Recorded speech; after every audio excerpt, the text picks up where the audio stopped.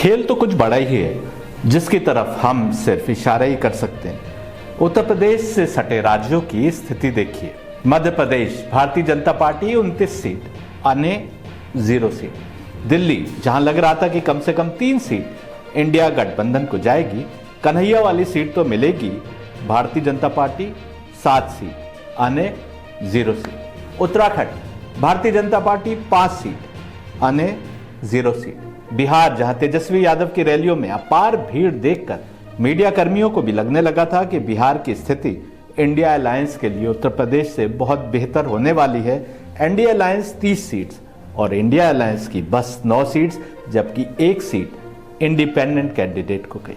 Hindi belt कहने वाले इलाके में उत्तर प्रदेश के इर्द गिर्द की स्थिति हमने आपको दिखा दी। हर स्टेट में कांग्रेस लेड इंडिया अलायंस एकदम साफ है। मध्य प्रदेश, दिल्ली और उत्तराखंड में बीजेपी के अतिरिक्त किसी को एक भी सीट नहीं मिली।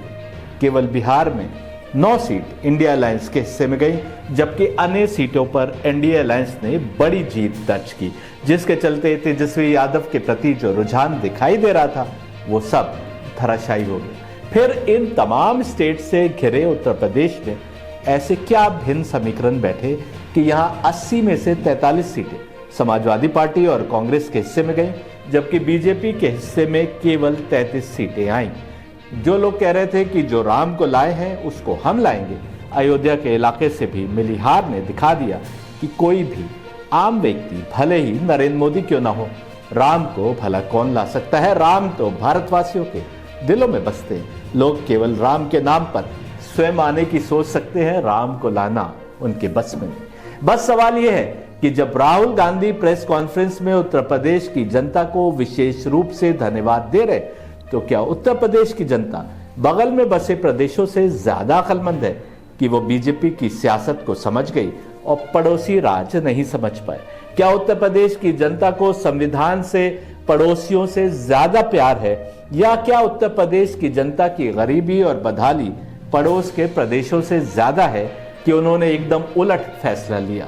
या फिर कुछ और खेल है जो पड़ोस के राज्यों के मुकाबले में उत्तर प्रदेश में हुआ? या फिर ये कह सकते हैं कि नहीं हुआ कि उत्तर प्रदेश के समीकरण तमाम अन्य पड़ोसी राज्यों से एकदम भिन्न हो गए और इन समीकरणों के भिन्न होने के कारण तमाम चुनावी आकलन फेल हो गए। कौन जीता कौन हारा, ये जो आकलन के बेस के ऊपर तय किया जा रहा था, कौन आउट हुआ कौन नॉट आउट, ये पहले ये देख लीजिए छोटा सा वीडियो, फिर आगे पता।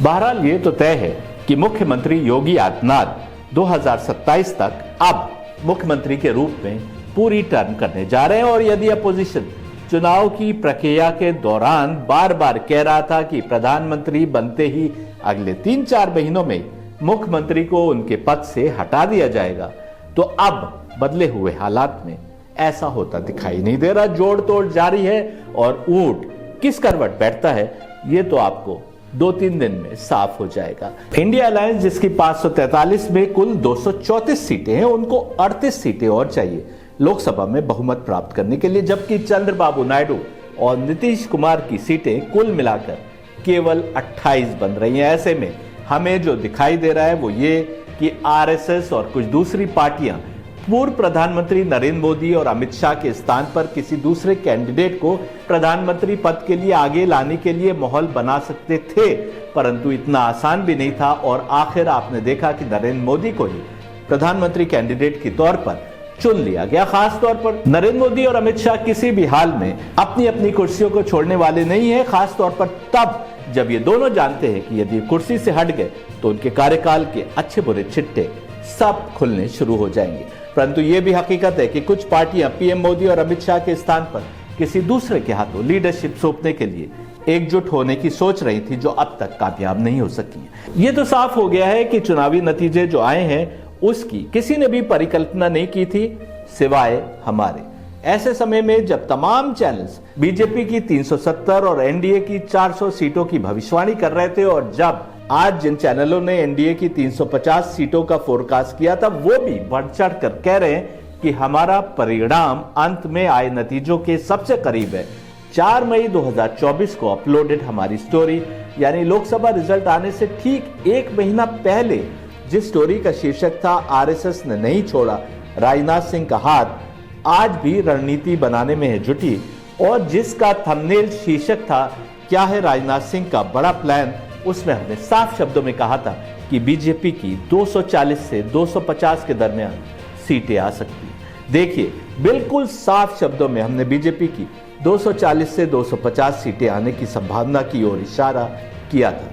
सुनिए, या क्या राजनाथ सिंह को ऐसी हालत में जब यदि एनडीए गठबंधन 240 से 250 सीटों के बीच सिमट जाए तो उनको प्रधानमंत्री के बेहतरीन विकल्प के रूप में खड़ा करने की कोशिश हो सकती है? अब बताइए, इससे साफ क्या इशारा कर सकते थे? क्या आप जानते हैं बीजेपी की नई लोकसभा में कुल कितनी सीटें? 240। उस समय कई बीजेपी समर्थक हमसे नाराज हो गए थे। जो कोई भी मुझसे मिला, इसी पर आपत्ति थी कि जब मीडिया 400 सीटें दिखा रहा है तो आप 240 से 250 के बीच सीटों की बात क्यों कर रहे हैं? अंत वही हुआ जो रियल न्यूज इंटरनेशनल पर हमने कहा था। उन सब लोगों से जो मेरी आलोचना कर रहे थे, मैंने कहा कि मेरा यही अंदाजा है, भले ही मीडिया कुछ भी कह रहा हो, और मेरा अंदाजा केवल बेस था समीकरणों के बेस पर। आप बताइए, जिन चैनल्स ने 350 सीटें बीजेपी को दिखाई थी, वो आज खुशी मना रहे हैं कि हम सही उत्तर के अधिक करीब थे, जबकि हमने साफ साफ कहा था कि बीजेपी 240 से 250 सीटों तक सिमट सकती है। इतना ही नहीं, हमने कुछ और वीडियोस में कुछ और इशारे किए थे जो आज आप पीछे मुड़कर देखें तो उस वक्त भले ही अटपटे दिखाई दे रहे, आज सही दिखाई दे। इसी वीडियो में हमने और क्या कहा था, सुनिए। अनेक मुस्लिम नेता बढ़ चढ़कर राजनाथ सिंह के समर्थन में बयान देने सामने आ रहे हैं। ये बयान दिलवाने के लिए बीजेपी और आरएसएस कितने पापड़ बेल रही है वही जाने। जुमे तक के खुतबे में अनेक मुस्लिम धर्मगुरु बीजेपी का समर्थन करने का ऐलान कर चुके हैं।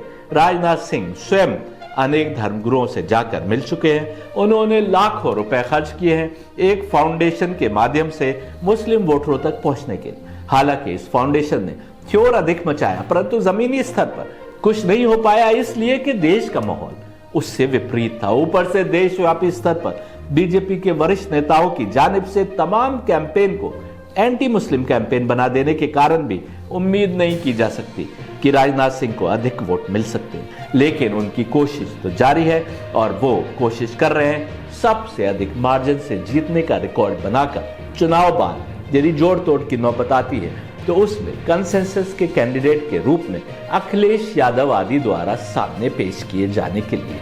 यही कारण है कि आपने राजनाथ सिंह को बड़े नफे तुले बयान देते सुना हो। हमने जब कहा कि एक फाउंडेशन कोशिश तो कर रही है जी तोड़ मुस्लिम वोट राजनाथ सिंह को दिलवाने के लिए, लेकिन वोट मिल नहीं रहा, तो उस फाउंडेशन से जुड़े एक व्यक्ति ने रोष प्रकट करते हुए व्हाट्सएप पर हमसे कहा कि आप फाउंडेशन की तमाम कोशिश पर पानी फेर रहे हैं, जबकि लाखों रुपए खर्च करके फाउंडेशन ने राजनाथ सिंह के लिए मुस्लिम वोट दिलवाने का काम किया है। मैंने उस समय फाउंडेशन से जुड़े उस व्यक्ति से कहा था कि फाउंडेशन ने कोशिश की, इसका राजनाथ सिंह जरूर इनाम देंगे जब समय आएगा, परंतु वोट मिल नहीं रहे।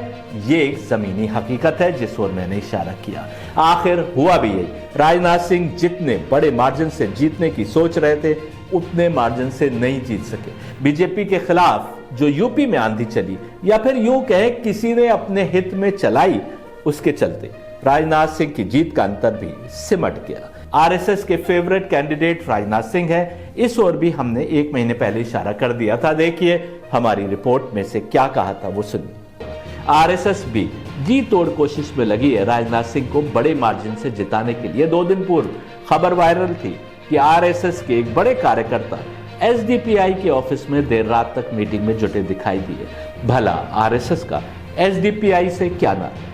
अनेक लोग मानते हैं कि SDPI band outfit popular front का पॉलिटिकल विंग है। कम से कम बीजेपी नेता तो ऐसा कहते ही रहे। समय समय पर एसडीपीआई समर्थकों के खिलाफ भी धरपकड़ चलती रही है, लेकिन चुनाव आया तो सब बदल गया। इस वीडियो में ये भगवादारी सज्जन देर रात एसडीपीआई के ऑफिस की सीढ़ी चढ़ते नजर आ रहे हैं। खबर थी कि एसडीपीआई लखनऊ से अपना कैंडिडेट खड़ा करेगी ताकि 10-20 हजार ही सही, यदि इतने वोट काट लिए तो राजनाथ सिंह के जीत के अंतर को और अधिक बेहतर बना देंगे। एसडीपीआई कैंडिडेट खड़ा होगा तो कुछ मुस्लिम वोट उसको भले ही मिल जाए, उसके नतीजे में जो ध्रुवीकरण होगा उसका लाभ राजनाथ सिंह को ही मिलेगा। आपको बता दें, लखनऊ से एसडीपीआई कैंडिडेट मोहम्मद अहमद को मिले 3,255 वोट और बीएसपी के सरवर मलिक को मिले 30,292 वोट। जिस दिन एसडीपीआई ने अपने कैंडिडेट का नामांकन किया उससे पहले वाली रात में केवल आरएनआई न्यूज के पास एक्सक्लूसिव वीडियो मौजूद था, जिसमें एक भगवादारी रात के अंधेरे में एसडीपीआई के ऑफिस में जाता देखा जा सकता था। और सुनिए, वाराणसी सीट के बारे में टिप्पणी करते हुए हमने 3 अप्रैल 2024 के वीडियो में बताया था कि कैसे अजय राय ने कांग्रेस हाईकमान से लड़कर वाराणसी से ही लड़ने की मांग की थी, जबकि उनका हारना तय है ऐसे समय में जब कांग्रेस के लिए एक एक सीट महत्वपूर्ण है और अधिक चांस यही दिखाई दे रहा है कि पीएम मोदी एक बार फिर केंद्र में सरकार बनाने जा रहे हैं। देखिए, हमने बिल्कुल साफ कहा था कि पीएम मोदी सरकार बनाने जा रहे हैं। सुनिए, बड़ा सवाल यह है कि क्या बेहतर नहीं होता कि अजय राय किसी दूसरी लोकसभा कॉन्स्टिट्यूएंसी से चुनाव लड़ते और वहां से विजय प्राप्त करने की कोशिश करते, ऐसे समय में जब कांग्रेस के लिए एक एक सीट महत्वपूर्ण है। क्यों किसी और लोकसभा कॉन्स्टिट्यूएंसी से लड़ने के स्थान पर अजय राय ने प्रधानमंत्री मोदी को टक्कर देने की सोची, जिनकी वाराणसी से विजय लगभग पक्की है? क्या किसी और चुनावी क्षेत्र से विजय से अधिक लाभप्रद हो सकता है प्रधानमंत्री मोदी के आगे लड़कर जीत नहीं प्राप्त करना, यानी दूसरे शब्दों में हार जाना, विशेषकर तब जब अधिक चांस यही दिखाई दे रहा है कि पीएम मोदी एक बार फिर दिल्ली में सरकार बनाने जा रहे हैं। क्या पीएम मोदी के सामने हार में भी जीत है? आज एक एक सीट महत्वपूर्ण है कि नहीं? हो सकता है आप कहें ये भी कोई पूर्व अनुमान लगाना हुआ।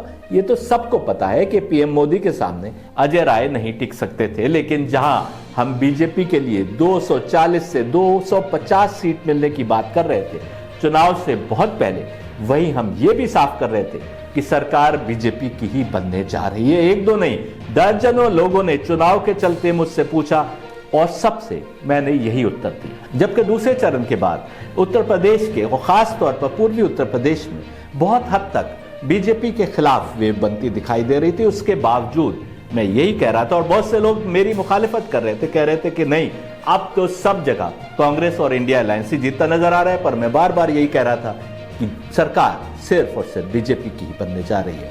मेरठ सीट पर जहां राम मंदिर बनने के बाद राम का रोल निभाने वाले अरुण गोविल खड़े थे और बीजेपी ने राम मंदिर बनने के बाद उनको टिकट दिया था इस उम्मीद पर कि न केवल अरुण गोविल की जीत बहुत आसान होगी, बल्कि आसपास की सीटों को भी वो बीजेपी के हित में प्रभावित करेंगे।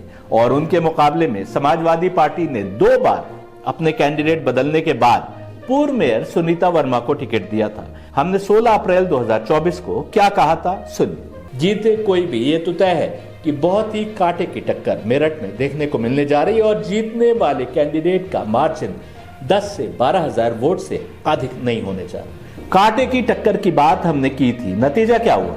अरुण गोविल को मिले 46.2% वोट, जबकि सुनीता वर्मा को मिले 45.3% वोट। एक समय तो सुनीता वर्मा आगे चल रही थी और अरुण गोविल पीछे, लेकिन बड़ी कांटे की टक्कर के बाद अरुण गोविल को जीत प्राप्त हुई। कितने मार्जिन से अरुण गोविल जीते बता दें?